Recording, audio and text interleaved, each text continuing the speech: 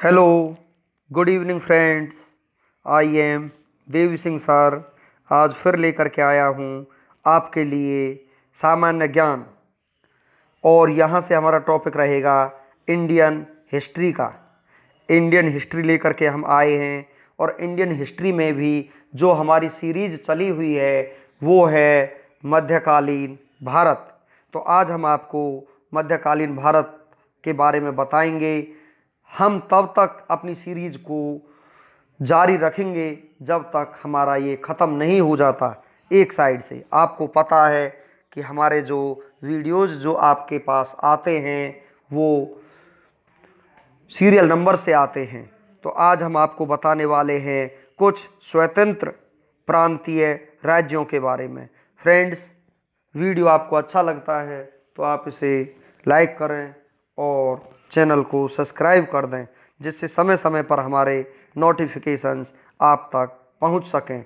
और मैं आपको बता देना चाहता हूं कि जहां से भी हम इन वीडियोज़ को कंप्लीट करके एडिटिंग करके लाते हैं, इन वीडियोज़ की हर लाइन बहुत ही ज़्यादा इम्पोर्टेंट है और हर वन लाइनर क्वेश्चन, हर लाइन में कोई ना कोई क्वेश्चन बनता ही है।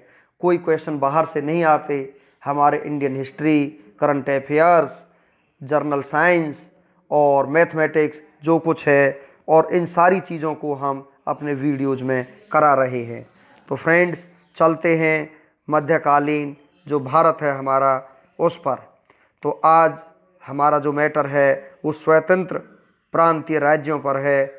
तो मैं यहाँ से आपको कुछ जानकारी देना चाहूँगा। आप नोट भी कर सकते हो, अंडरलाइन भी कर सकते हो, कैसे भी करके आप अपनी नोटबुक कंप्लीट भी कर सकते हो। चलते हैं अपने इन क्वेश्चंस की तरफ।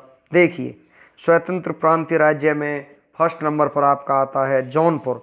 जौनपुर की स्थापना फिरोज शाह तुगलक ने अपने भाई जौना खां की स्मृति में की थी। जौनपुर में स्वतंत्र सरकी राजवंश की स्थापना मलिक सरवर ख्वाजा जहान ने की थी। ख्वाजा जहान को मलिक उस सर्क पूर्व का स्वामी की उपाधि 1394 ईस्वी में फिरोज शाह तुगलक के पुत्र सुल्तान महमूद ने दी थी। नेक्स्ट आगे चलते हैं हम कुछ और जानकारी के साथ। फ्रेंड्स, आपको हम बता देते हैं जौनपुर के अन्य प्रमुख शासक थे मुबारक शाह 1399 से 1402 तक, शमसुद्दीन इब्राहिम शाह 1402 से 1436 ईस्वी, महमूद शाह 1436 से 1451 तक, एवं हुसैन शाह 1458 से 1500 ईस्वी तक। लगभग 75 वर्ष तक स्वतंत्र रहने के बाद जौनपुर पर बहलोल लोदी ने कब्जा कर लिया। 75 वर्ष तक स्वतंत्र रहा जौनपुर। उसके बाद बहलोल लोदी नामक राजा ने इस पर अपना कब्जा कर लिया। इसके बाद में फ्रेंड्स, सरकी शासन ने के अंतर्गत विशेषकर इब्राहिम शाह के समय में जौनपुर में साहित्य एवं स्थापत्य कला के क्षेत्र में हुए विकास के कारण जौनपुर को भारत के सिराज के नाम से जाना जाता है। मोस्ट इम्पोर्टेंट, भारत के सिराज के नाम से किसे जाना जाता है तो हम कहेंगे जौनपुर को। नेक्स्ट, अटाला देवी की मस्जिद का निर्माण 1408 ईस्वी में सरकी सुल्तान इब्राहिम शाह द्वारा किया गया था। अटाला देवी मस्जिद का निर्माण कन्नौज के राजा विजय चंद्र द्वारा निर्मित अटाला देवी के मंदिर को तोड़कर किया गया था। जामा मस्जिद का निर्माण 1470 ईस्वी में हुसैन शाह सरकी के द्वारा किया गया था। फ्रेंड्स, देखिए कितने इंपॉर्टेंट क्वेश्चन हैं। हर लाइन में से कोई ना कोई क्वेश्चन ज़रूर बनेगा। इतना इम्पोर्टेंट हम मैटर लेकर के आपके लिए आते हैं। तो जामा मस्जिद का जो निर्माण जो हुआ था वो 1470 ईस्वी में हुसैन शाह सरकी के द्वारा कराया गया था। नेक्स्ट हम आगे चलते हैं। झंझरी मस्जिद 1430 ईस्वी में इब्राहिम सरकी के द्वारा एवं लाल दरवाज़ा मस्जिद का निर्माण मोहम्मद शाह के द्वारा 1450 ईस्वी में किया गया था। कश्मीर, सुहादेव नामक एक हिंदू ने 1301 ईस्वी में कश्मीर में हिंदू राज्य की स्थापना की थी।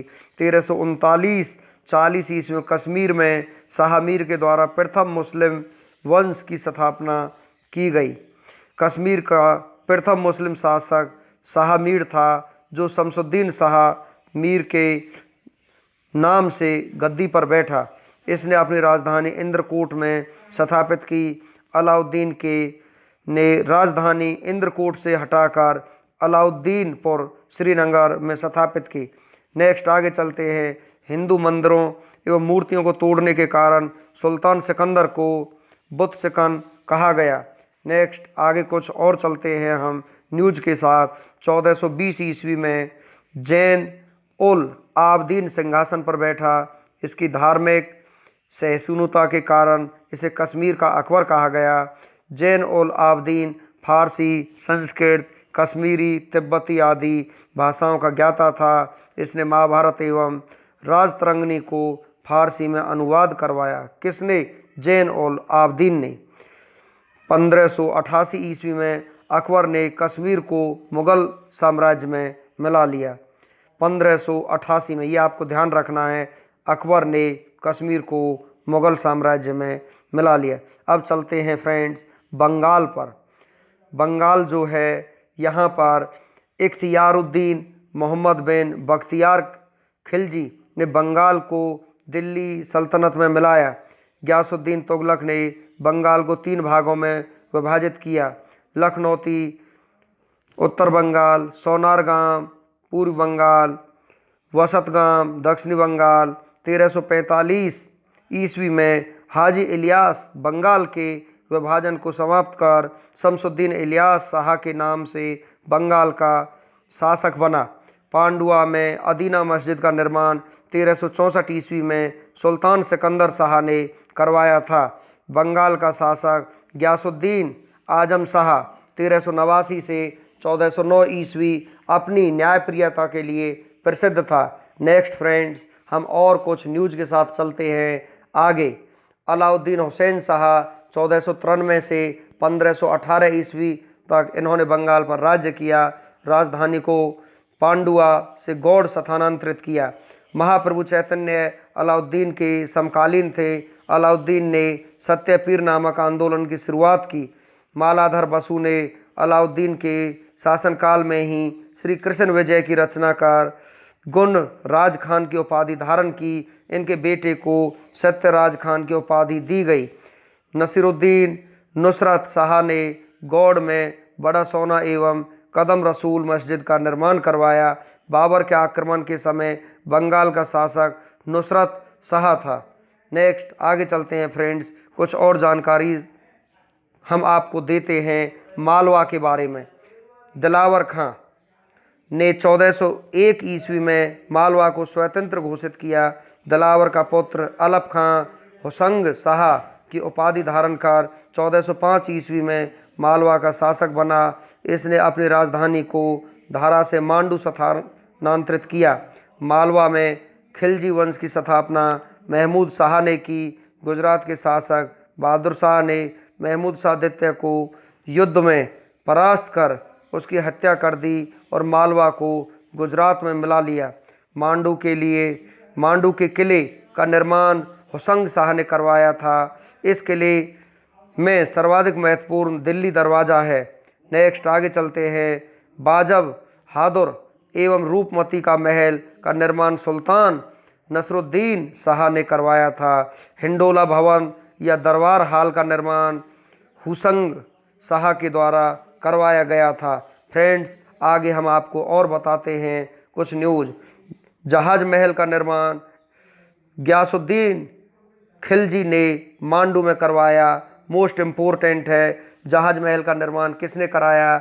गयासुद्दीन खिलजी ने मांडू में करवाया था।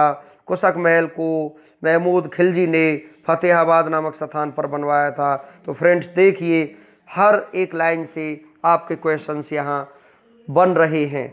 अब चलते हैं फ्रेंड्स, गुजरात के बारे में आपको हम जानकारी देते हैं। गुजरात जो था हमारा राज्य, गुजरात के शासक राजा कर्ण को पराजित कर अलाउद्दीन ने 1297 ईस्वी में इसे दिल्ली सल्तनत में मिला लिया था। 1391 ईस्वी में मोहम्मद शाह तुगलक द्वारा नियुक्त गुजरात का सूबेदार जफर खान ने सुल्तान मुजफ्फर शाह की उपाधि ग्रहण कर 1407 ईस्वी में गुजरात का स्वतंत्र सुल्तान बना। गुजरात के प्रमुख शासक थे अहमद शाह, 1411 से 1452 ईस्वी तक रहे। महमूद शाह बेगड़ा 1458 से 1511 ईस्वी और बहादुर शाह 1526 से 1537 ईस्वी तक यहाँ पर रहे। अहमद शाह ने असावल के निकट साबरमती नदी के किनारे अहमदाबाद नामक नगर बसाया। अहमद शाह ने बसाया था अहमदाबाद नगर किस नदी के किनारे पर? साबरमती के किनारे पर। और पाटन से राजधानी को हटाकर अहमदाबाद को राजधानी बनाया। ये सारा कुछ अहमद शाह ने किया। गुजरात का सबसे प्रसिद्ध शासक महमूद बेगड़ा था। महमूद बेगड़ा ने गिरनार के निकट मुस्तफाबाद नामक नगर और चंपानेर के निकट मोहम्मदाबाद नगर बसाया। नेक्स्ट आगे चलते हैं फ्रेंड्स।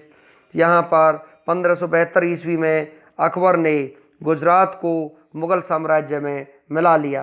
पहले उन्होंने जम्मू कश्मीर को मिलाया, फिर अब ये यहाँ पर गुजरात को भी अकबर ने अपने साम्राज्य में मिला लिया था। इसके बाद में हम चलते हैं मेवाड़ पर। मेवाड़ में क्या हुआ? अलाउद्दीन खिलजी ने 1303 ईस्वी में मेवाड़ के गुहिलौत राजवंश के शासक रतन सिंह को पराजित कर मेवाड़ को दिल्ली सल्तनत में मिला लिया। गुहिलौत वंश की एक शाखा सिसोदिया वंश के हमीर देव ने मोहम्मद तुगलक को हराकर पूरे मेवाड़ को स्वतंत्र करा लिया। राणा कुंभा ने 1448 ईस्वी में चित्तौड़ में एक विजय स्तंभ की स्थापना की। राणा कुंभा ने 1448 ईस्वी में एक विजय स्तंभ की स्थापना की थी। कहाँ पर? चित्तौड़ में। राणा कुंभा ने। मोस्ट इम्पोर्टेंट है। खानवा का युद्ध बहुत इम्पोर्टेंट आपका हो जाता है। खानवा का युद्ध 1527 ईस्वी में राणा सांगा एवं बाबर के बीच लड़ा गया, जिसमें बाबर विजयी हुआ। 1576 मोस्ट इम्पोर्टेंट फ्रेंड्स आपका आ जाता है। कुछ भी छोड़ने लायक नहीं है। एक भी लाइन यदि हम छोड़ते हैं तो समझ लेना हमारा जो है बहुत बड़ा नुकसान होने वाला है। यहाँ से बिल्कुल 99% क्वेश्चंस यहाँ से बनते हैं आपके हिस्ट्री के। 1576 ईस्वी में हल्दी घाटी का युद्ध राणा प्रताप एवं अकबर के बीच हुआ, जिसमें अकबर विजयी हुआ। मेवाड़ की राजधानी चित्तौड़गढ़ थी। जहांगीर ने मेवाड़ को मुगल साम्राज्य में मिला लिया, तो मेवाड़ को भी मुगल साम्राज्य में मिला लिया गया। अब चलते हैं खानदेश की तरफ। खानदेश तुगलक वंश के पतन के समय फिरोज तुगलक के सूबेदार मलिक अहमद राजा फारूकी ने नर्मदा एवं ताप्ती नदियों के बीच 1382 ईस्वी में खानदेश की स्थापना की। खानदेश की राजधानी बुरहानपुर थी। इसका सैनिक मुख्यालय असीरगढ़ था। 1601 ईस्वी में अकबर ने खानदेश को मुगल साम्राज्य में मिला लिया गया। नेक्स्ट आगे चलते हैं फ्रेंड्स सूफी आंदोलनों की तरफ। अब हमारा जो अगला टॉपिक है वो है सूफी आंदोलन। अभी जो हमारा टॉपिक था वो था हमारे जो प्रांतीय राज्य थे उनके बारे में मैंने आपको बताया। अब चलते हैं सूफी आंदोलनों के बारे में, आपको कुछ जानकारी मैं यहाँ से दे देता हूँ। जो लोग सूफी संतों से शिष्यता ग्रहण करते थे उन्हें मुरीद कहा जाता था। सूफी जिन आश्रमों में निवास करते थे उन्हें खान कहा या मठ कहा जाता था। सूफियों के धर्म संघ बासारा इस्लामी सिद्धांत के समर्थक और बेसारा इस्लामी सिद्धांत से बंधे नहीं में विभाजित थे। भारत में चिश्ती एवं सुहरावर्दी सिलसिले की जड़ें काफ़ी गहरी थी। ख्वाजा मनुद्दीन चिश्ती ने भारत में चिश्ती सिलसिला की शुरुआत की। चिश्ती सिलसिला का मुख्य केंद्र अजमेर था। चिश्ती सिलसिला के कुछ अन्य महत्वपूर्ण संत थे निजामुद्दीन औलिया, बाबा फरीद बख्तियार काकी एवं शेख बुरहानुद्दीन गरीब। बाबा फरीद बख्तियार काकी के शिष्य थे। नेक्स्ट आगे हम आपको और बता देते हैं कुछ बाबा फरीद के बारे में। बाबा फरीद की रचनाएं गुरु ग्रंथ साहिब मोस्ट इम्पोर्टेंट है। गुरु ग्रंथ साहिब बाबा फरीद ने लिखी थी।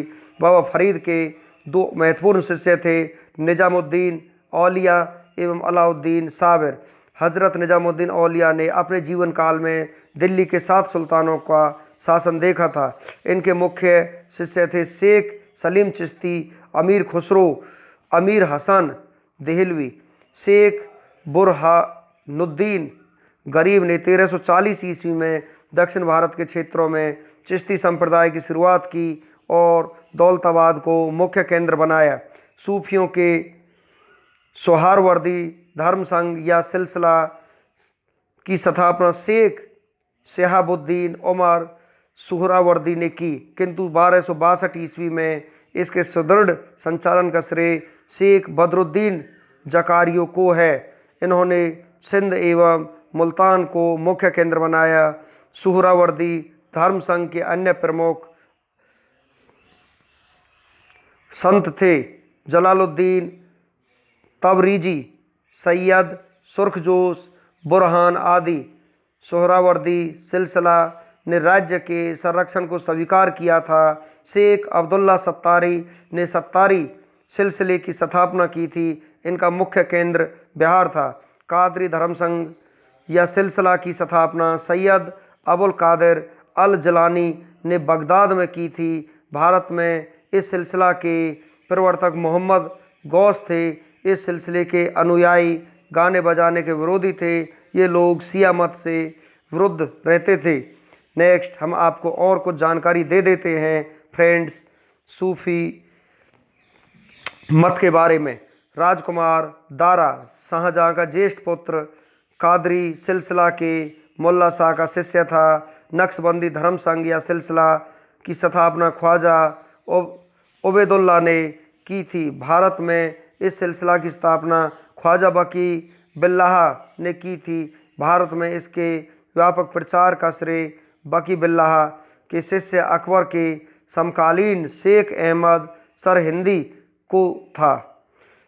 फिरदौसी सोहरावर्दी सिलसिला की ही एक शाखा थी जिसका कार्य क्षेत्र बिहार था। इस सिलसिले को शेख शरीफुद्दीन याह ने लोकप्रिय बनाया। यह ख्वाजा निजामुद्दीन के शिष्य थे। नेक्स्ट आगे आपको और हम कुछ बता देते हैं फ्रेंड्स। भक्ति आंदोलन के बारे में आपको कुछ और जानकारी दे देते हैं। भक्ति आंदोलन में हमारे देश में, हमारे भारतवर्ष में बहुत सारे महान संत हुए हैं जिन्होंने लास्ट में अपने को परमात्मा के निमित्त कर दिया। देखिए भक्ति आंदोलन के बारे में अब हम आपको बताते हैं। 6ठी शताब्दी में भक्ति आंदोलन की शुरुआत तमिल क्षेत्र से हुई जो कर्नाटक और महाराष्ट्र में फैल गई। भक्ति आंदोलन का विकास 12 अलवार वैष्णव संतों और 63 नैनार शैव संतों ने किया। शैव, नैनार और वैष्णव अलवार जैनियों और बौद्धों के अपरिग्रह को अस्वीकार का ईश्वर के प्रति व्यक्तिगत भक्ति को ही मुक्ति का मार्ग बताते थे। शैव संत अप्पार ने पल्लव राजा महेंद्र वर्मन को शैव धर्म स्वीकार करवाया। भक्ति कवि संतों को संत कहा जाता था और उन्हें 2 समूह थे। भक्ति समूह वैष्णव संत थे जो महाराष्ट्र में लोकप्रिय हुए। वे भगवान विठोबा के भक्त थे। विठोबा पंथ के संत और उनके अनुयायी वारकरी या तीर्थयात्री पंथ कहलाते थे क्योंकि हर वर्ष पंढरपुर की तीर्थ यात्रा पर जाते थे। दूसरा समूह पंजाब एवं राजस्थान के हिंदी भाषी क्षेत्रों में सक्रिय था और इसके निर्गुण भक्ति हर विशेषता से परे भगवान की भक्ति में आस्था थी। भक्ति आंदोलन को दक्षिण भारत से उत्तर भारत में रामानंद के द्वारा लाया गया। बंगाल में कृष्ण भक्ति की प्रारंभिक प्रतिपादकों में विद्यापति ठाकुर और चंडीदास थे। रामानंद की शिक्षा से 2 संप्रदायों का प्रादुर्भाव हुआ। सगुण जो पुनर्जन्म में विश्वास रखता है और निर्गुण जो भगवान के निराकार रूप में पूजता है। सगुण संप्रदाय के सबसे प्रसिद्ध व्याख्याताओं में थे तुलसीदास और नाभादास जैसे राम भक्त और निम्बार्क, वल्लभाचार्य, चैतन्य, सूरदास और मीराबाई जैसे कृष्ण भक्त थे। निर्गुण संप्रदाय के सबसे प्रसिद्ध प्रतिनिधि थे कबीर, जिन्हें भावी उत्तर भारतीय पंथों का आध्यात्मिक गुरु माना गया है। शंकराचार्य के अद्वैत दर्शन के विरोध में दक्षिण में वैष्णव संतों द्वारा 4 मतों की स्थापना की गई थी। नेक्स्ट आगे हम चलते हैं। दक्षिण वैष्णव संतों द्वारा स्थापित 4 मत। तो दक्षिण वैष्णव संतों द्वारा स्थापित 4 मत हैं। श्री संप्रदाय, रामानुजाचार्य विशिष्टाद्वैतवाद, ब्रह्म संप्रदाय, माधवाचार्य द्वैतवाद, रुद्र संप्रदाय, विष्णु स्वामी शुद्ध द्वैतवाद, सनकादि संप्रदाय, निम्बार्काचार्य द्वैतवाद। तो फ्रेंड्स, आज हमने आपको यहाँ पर ये आपको बताया भक्ति आंदोलन, जो भक्ति आंदोलन है उनके बारे में भी। तो आपको ये वीडियो कैसा लगा? और अब हम अभी मैं इसी वीडियो में आपको बता देता हूँ, कल का जो हमारा आने वाला वीडियो होगा उसमें हम अपने महान संतों के बारे में आपको अवगत कराएंगे, कौन कौन हमारे यहाँ महान संत हुए हैं भारतवर्ष में। फ्रेंड्स, वीडियो आपको अच्छा लगा हो तो आप इसे लाइक करें और चैनल को सब्सक्राइब करें, जिससे समय समय पर हमारे ऐसे ही फैंटास्टिक वीडियोस आप तक आते रहे और आप उनको पढ़ करके अपने कॉम्पिटिटिव एग्ज़ाम्स की तैयारी भी कर सकें और अपना मनोरंजन भी कर सकें। Thank you.